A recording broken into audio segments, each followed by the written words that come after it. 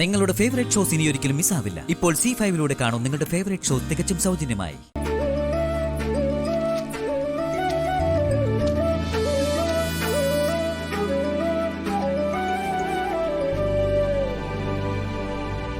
സുപ്രിയോടൊപ്പം ഒരുപാട് തവണ ഞാനിവിടെ വന്നിട്ടുണ്ട്. അവൾ എന്നോട് അത് പറഞ്ഞിട്ടുണ്ട്. പക്ഷേ ഇപ്പം ഞാനിത് ഓർക്കാറേയില്ല. ഒരുപാട് നാളുകൾക്ക് ശേഷം ഹരിപ്രിയ പറഞ്ഞപ്പോഴാ ഞാനിതിനെക്കുറിച്ച് ഓർക്കുന്നത് തന്നെ. ഏട്ടനും സുപ്രിയയും കൂടി ഇവിടെ വന്ന ഓർമ്മകളെല്ലാം ഇപ്പോഴും അവളുടെ ഡയറിയിലുണ്ട്. ആ ഡയറി നിനക്കെങ്ങനെ കിട്ടി? അത് പൗർണമി തന്നതാ. പക്ഷേ അങ്ങനൊരു ഡയറിയുടെ കാര്യം സുപ്രിയ എന്നോട് പറഞ്ഞിട്ടേ ഇല്ലല്ലോ. ആരോട് ഇതിനെക്കുറിച്ച് പറഞ്ഞിട്ടുണ്ടായിരുന്നില്ല. അല്ല, അങ്ങനെ പൗർണമി പറഞ്ഞത്. ഏട്ടന് ആ ഡയറി കണ്ട സങ്കടം വരുമെന്ന് സുപ്രിയയ്ക്ക് അറിയായിരുന്നു. അതുകൊണ്ടാ പൗർണമി അത് എന്നെ തന്നെ ഏൽപ്പിച്ചത്. DK സങ്കടപ്പെടുന്നത് സുപ്രിയയ്ക്ക് ഇഷ്ടമല്ലായിരുന്നു, അന്നും ഇന്നും. അതെ, അതുകൊണ്ടാണ് ജ്യോതി അവളെ എന്നിലേക്ക് ചേർത്ത് വെച്ചത്. ഒരിക്കലും സംഭവിക്കാൻ സാധ്യതയില്ലാത്ത ഒരു കാര്യം ഞാൻ ചോദിക്കട്ടെ? അപകടത്തിൽ നിന്ന് സുപ്രിയയുടെ ബോഡി പോലും കിട്ടിയിട്ടില്ലായിരുന്നല്ലോ. അങ്ങനെയാണെങ്കിൽ ഒരു ദിവസം സുപ്രിയ വീണ്ടും ഏട്ടന്റെ ജീവിതത്തിലേക്ക് കയറി വന്നാൽ ഏട്ടൻ എന്ത് ചെയ്യും? ഞാൻ പറഞ്ഞില്ലേ, ഇതൊരു സാങ്കല്പിക ചോദ്യ. അങ്ങനൊരു നിമിഷത്തെ പറ്റി ഏട്ടൻ ചിന്തിച്ചിട്ടുണ്ടോ?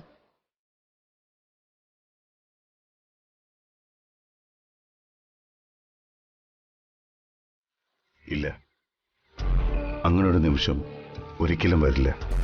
അതെങ്ങനെ ഏട്ടന് ഉറപ്പിച്ച് പറയാൻ പറ്റും? സാധിക്കും, എനിക്ക് മാത്രമേ അത് സാധിക്കൂ.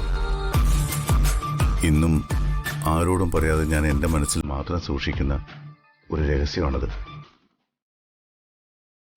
ഒരിക്കലും സുപ്രിയ ഇനി തിരിച്ചു വരില്ല. സുപ്രിയ മരിച്ചെന്ന് ഏട്ടൻ അത്രമാത്രം ഉറച്ചു വിശ്വസിക്കുന്നുണ്ടോ? അതെ. എന്തുകൊണ്ടത്? അതൊന്നും ആരോടും ഡിസ്ക്ലോസ് ചെയ്യാൻ എനിക്ക് ഒട്ടും താല്പര്യമില്ല. അതിനെക്കുറിച്ച് നീ എന്നോട് ഇനി ചോദിക്കുകയും ചെയ്യരുത്. എന്നോട് കൂടി ആ രഹസ്യമില്ലാതാവട്ടെ. എന്നോട് പറഞ്ഞൂടെ? പറയാം. ഒരു തരി ജീവനെങ്കിലും ബാക്കിയുണ്ടായിരുന്നെങ്കിൽ സുപ്രിയ എന്നെ തേടി വരുമായിരുന്നു. ഒരുപാട് നാൾ ഞാൻ കാത്തിരുന്നു, അവൾ വന്നില്ല. അതിനർത്ഥം അവൾ ഈ ഭൂമിയിലില്ല എന്ന് തന്നെയാണ്.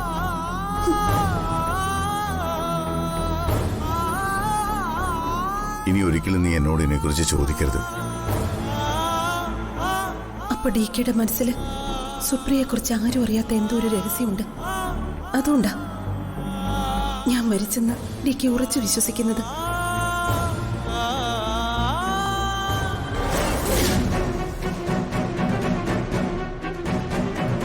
DKയുടെ മനസ്സിൽ നിന്ന് ഓർമ്മകളെല്ലാം ഇല്ലാതായി പോവാണല്ലോ. ഞാൻ മരിച്ചു എന്ന് തന്നെ ഉറച്ചു വിശ്വസിക്കുന്ന DKയോട് ഞാൻ എങ്ങനെ സത്യം പറയും?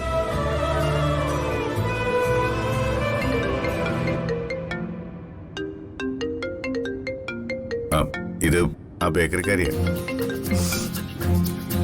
ഹലോ. നിങ്ങളും ഹരിപ്രിയയും കൂടി കറങ്ങി നടക്കുകയാണോ ഹിറ്റ്ലറെ? അതിന് നിനക്കെന്ത് വേണം? എനിക്ക് വേണ്ടത് എന്താന്ന് ഞാൻ പറയാം. നിങ്ങളും വാ, കുശിനിക്കാരനുള്ളത് വെച്ചിട്ടുണ്ട് ഞാൻ.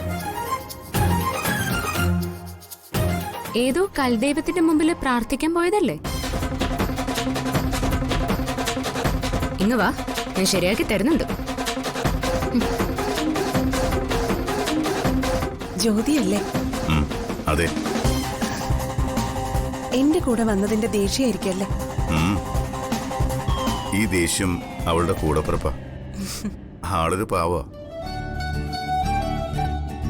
വഴക്കിടുമ്പോഴും നിങ്ങൾക്കിടയിൽ പരസ്പരം ബന്ധിപ്പിക്കുന്ന ഒരു സ്നേഹത്തിന്റെ ചങ്ങലയുണ്ട്.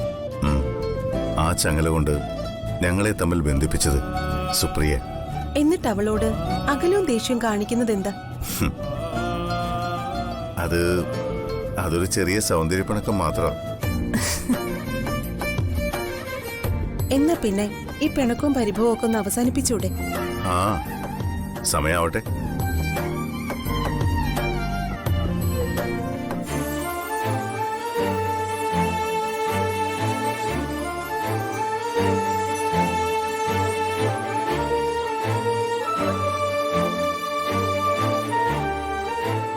മോളെ,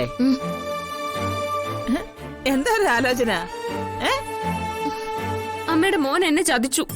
എപ്പോ? ദാ ഇപ്പോ. അമ്മയുടെ മോനെ കുറിച്ച് എനിക്ക് കുറച്ച് കഥകൾ അമ്മയുടെ മുമ്പിൽ തുറന്നു കാണിക്കാനുണ്ട്. അമ്മ ഒന്ന് കേൾക്കണം. ശരി, മോള് പറ.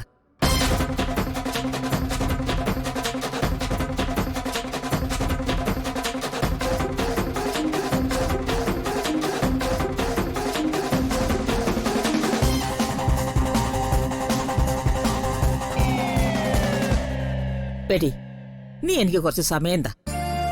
അന്നിങ്ങ് വരട്ടെ, നമുക്ക് ശരിയാക്കാം. നീ അതെ, എന്റെ സണ്ണിന്റെ വൈഫേ ഇപ്പൊ നീയാ. അപ്പൊ അവനെ വീഴ്ത്താനുള്ള വിദ്യയെ ദേ നീ തന്നെ കണ്ടുപിടിക്കണം. എന്ത് വിദ്യ? സ്വന്തം ഹസ്ബൻഡിന്റെ ലവ് കിട്ടാൻ വൈഫിനെ എന്ത് തന്ത്രം വേണമെങ്കിലും ഉപയോഗിക്കാം. ഉറപ്പാണല്ലോ അല്ലേ? ഉറപ്പ്. നീ പ്രയോഗിച്ചോ? അമ്മ എന്റെ കൂടെ നിക്കോ? ഞാൻ കൂടെ നിൽക്കാം. അവസാനം കാല് മാറരുത്, പറഞ്ഞേക്കാം. നോ കാലുമാറൽ, ഞാൻ നിന്റെ കൂടെ ഉണ്ട്. ഓക്കെ മദർ, ഇനി ഞാൻ ഏറ്റു. വാ വാ. ഡൗൺലോഡ് ചെയ്യൂ C5 ആപ്പ്. കാണൂ എല്ലാ എപ്പിസോഡുകളും സൗജന്യമായി.